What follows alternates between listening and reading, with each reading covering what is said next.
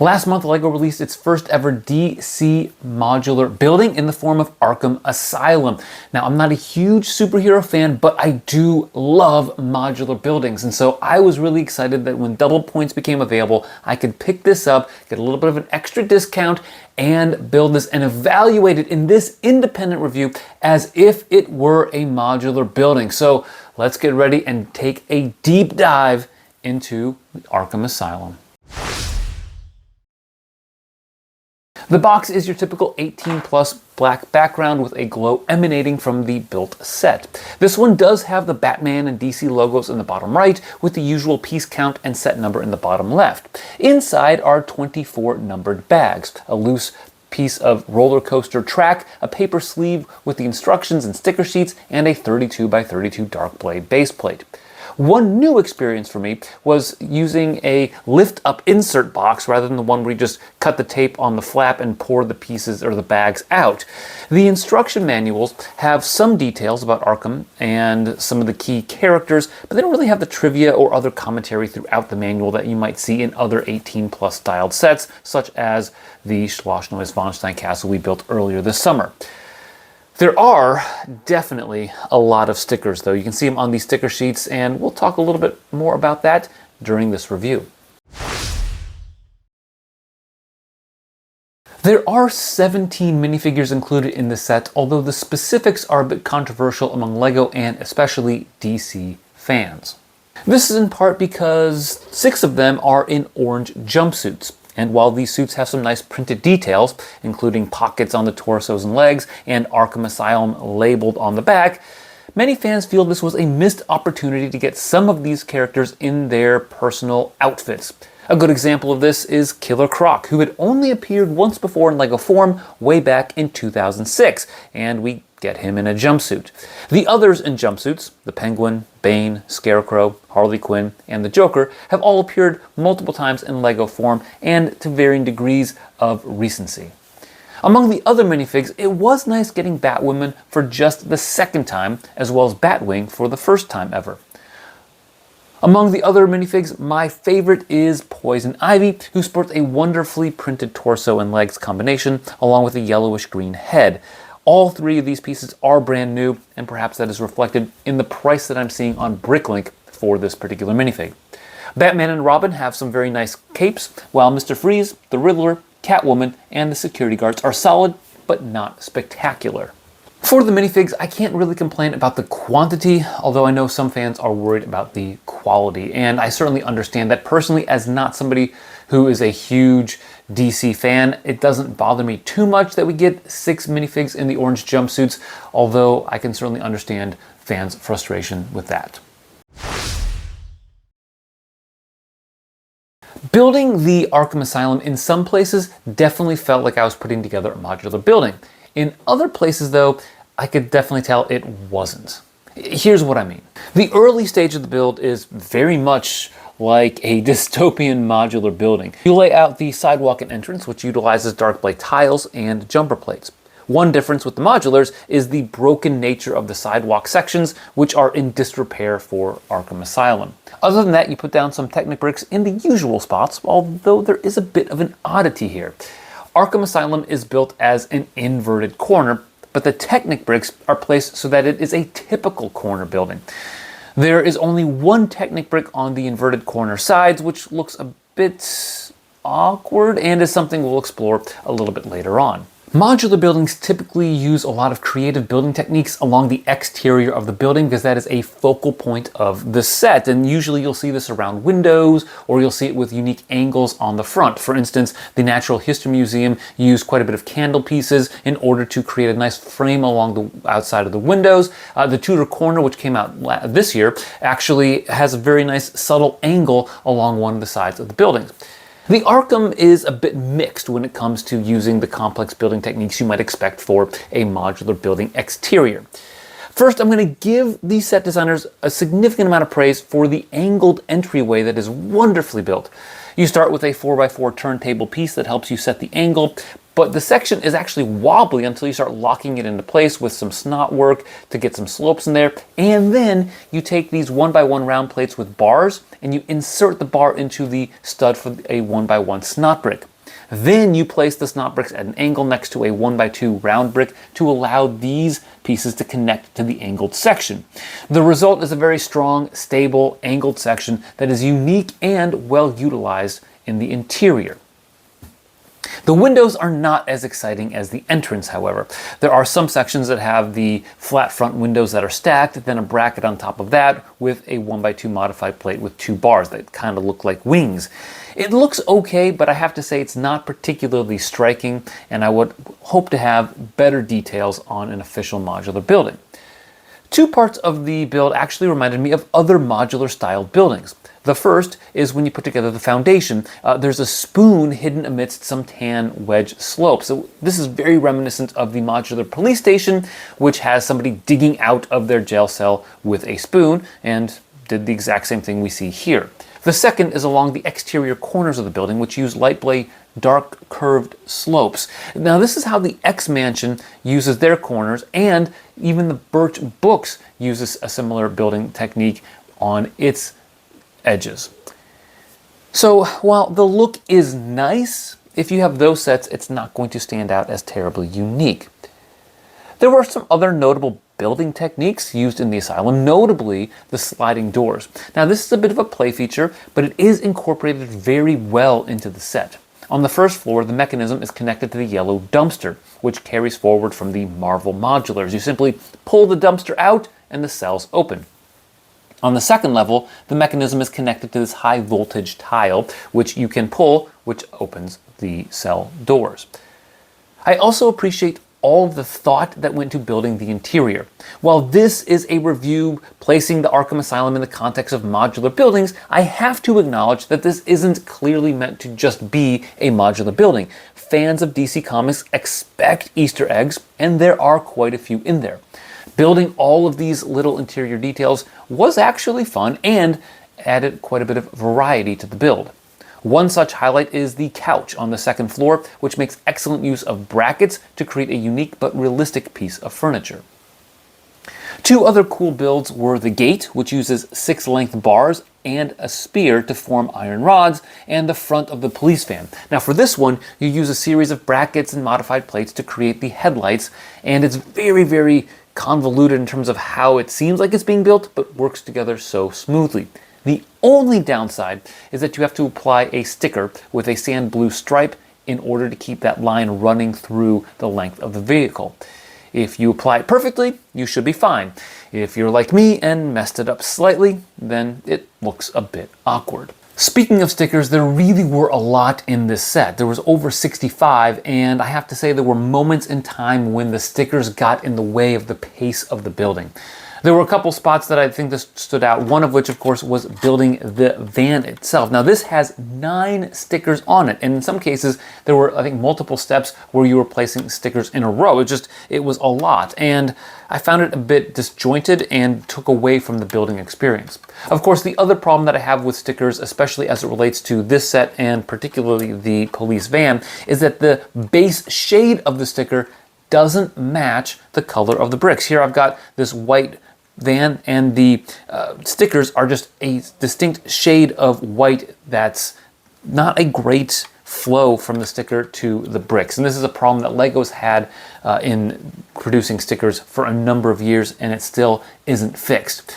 Other than that, I do think a lot of stickers added some nice details to the interior and, in some cases, the exterior of the build. In particular, I really like this view of the interior through this broken out section of the exterior wall where you can see so many fun little details on stickered pieces.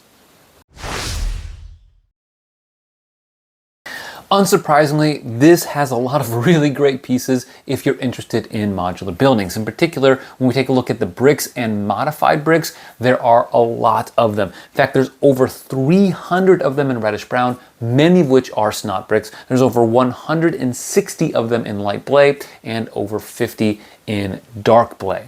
There are also well over 300 tiles in a variety of colors, including sand green, medium nougat, sand blue, and reddish brown. In terms of specific pieces, we get sand blue 1x3 jumper tiles for the 6th time, sand blue 2x3 tiles for the 8th time, more sand blue with the 1x4 tile with 2 studs for the 4th time, and interestingly, sand blue 2x6 plates for just the 7th time.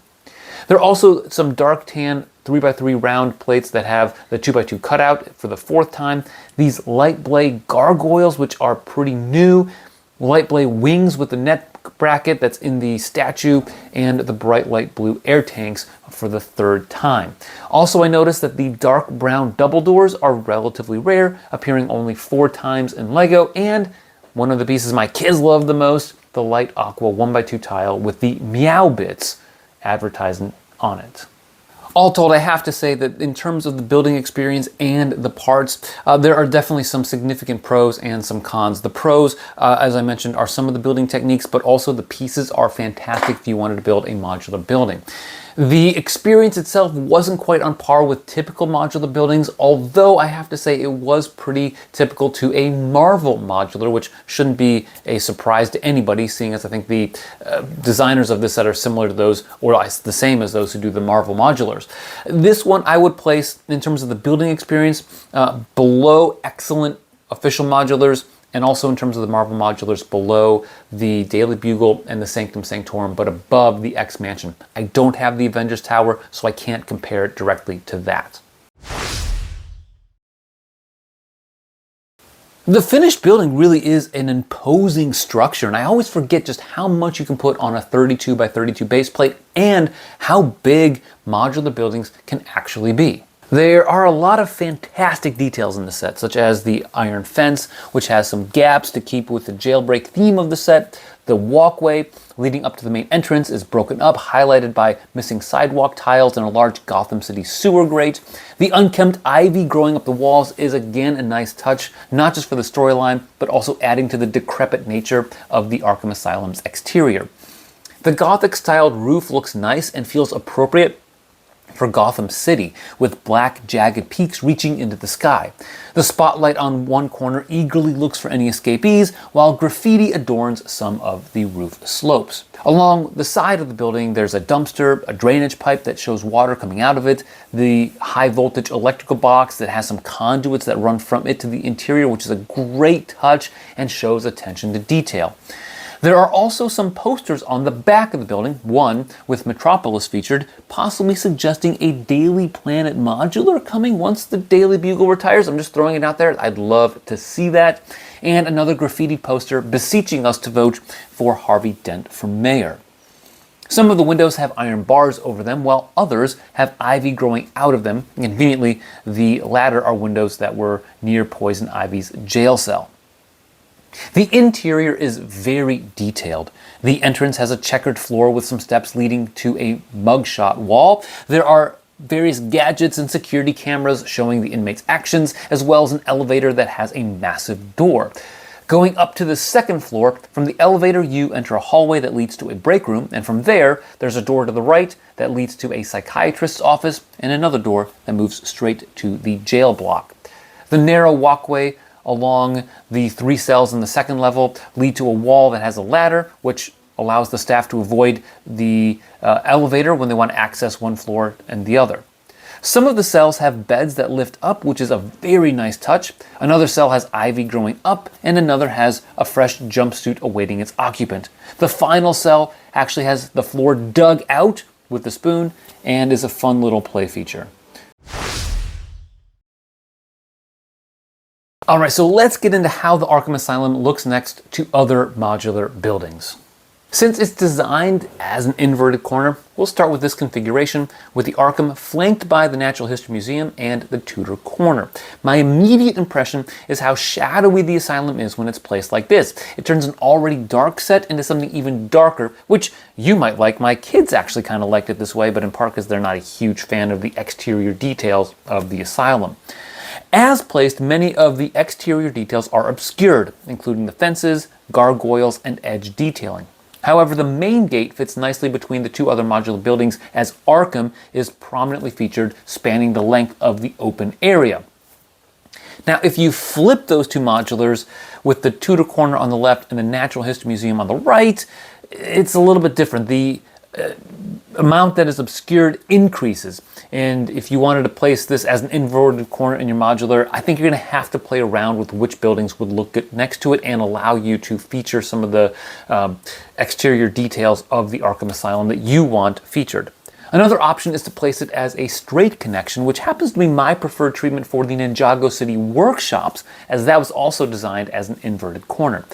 This definitely has some potential in that the normal modular to the left aligns decently with the asylum. It's the right side that's a bit more of a problem, as the sidewalk is disrupted by the wrought iron fence. The hole in the wall of the asylum is also a bit wonky next to either the museum or the Tudor Corner, as you can see with these images right here. Just very apparent that there's a massive gap in that wall. If you want to use it as a straight connection, you'll definitely have to make some modifications to it, which is something we'll probably do in a future video, so subscribe. But there is another way that we can conceptualize the Arkham Asylum as a modular building, and that is as a normal corner, because that's how the Technic bricks are arrayed in the set.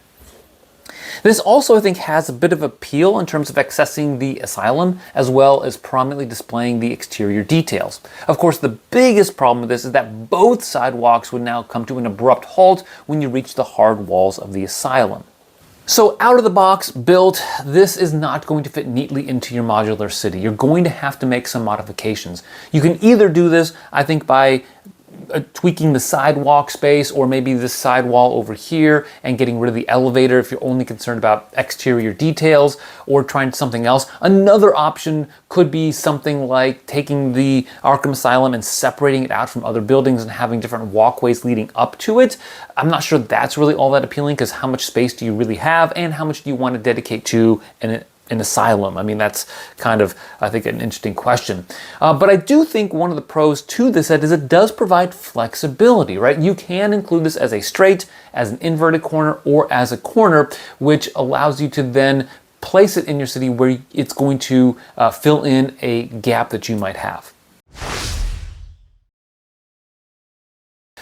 When the Arkham Asylum was announced, I was very skeptical of it. I didn't think it had the same exterior details that I would want from a modular building, and of course I was concerned about its compatibility with the modulars, and we can definitely see that the compatibility is still an issue.